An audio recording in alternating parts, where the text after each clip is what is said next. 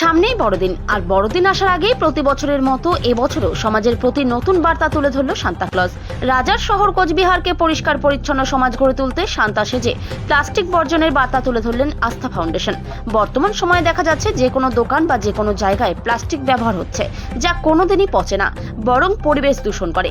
তাই পরিবেশ দূষণকে আটকাতে সান্তা সেজে প্লাস্টিক বর্জনের বার্তা তুলে ধরলেন আস্থা ফাউন্ডেশনের সদস্যরা।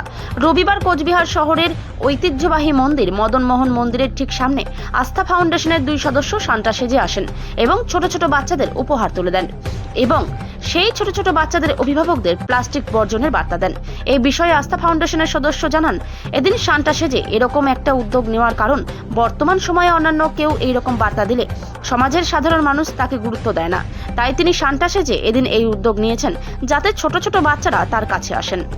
আমরা প্রতি বছর আস্থা ফাউন্ডেশনের পক্ষ থেকে 22, 23, 24 কুচবিহারের বিভিন্ন জায়গায় প্লাস্টিক মুক্ত সমাজ গড়ার লক্ষ্যে আমরা নেমে প্রচার চালাচ্ছি। মানুষের মধ্যে লিফলেট, চকলেট এবং মানুষকে বোঝানোর চেষ্টা করছি অযথা ক্যারিব্যাগ যেখানে সেখানে ফেলবেন না, প্লাস্টিকের বোতল, প্লাস্টিকের দ্রব্য যেখানে সেখানে ফেলবেন না।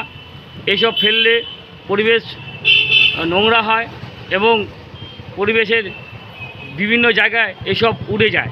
তাই অযথা এইসব ইউজ করার জন্য অনুরোধ জানালাম সকলকে। আর আমরা মদনবাড়ির সামনে এই অনুষ্ঠানটি শুরু করেছি। এখান থেকে সাগরদিঘি পার হয়ে বিভিন্ন জায়গায় রাস্তার পাশে যে সমস্ত ক্যারিব্যাগ রয়েছে সেগুলো আমরা তুলে নিব এবং সঠিক জায়গায় ধ্বংস করার জায়গা ফেলাবো। আর এই কর্মকাণ্ডটি আমাদের চলবে 23 তারিখ পর্যন্ত। এই কর্মকাণ্ডটি আমরা করছি। আপনার নাম? শঙ্কর রায়, আস্থা ফাউন্ডেশন। ধন্যবাদ।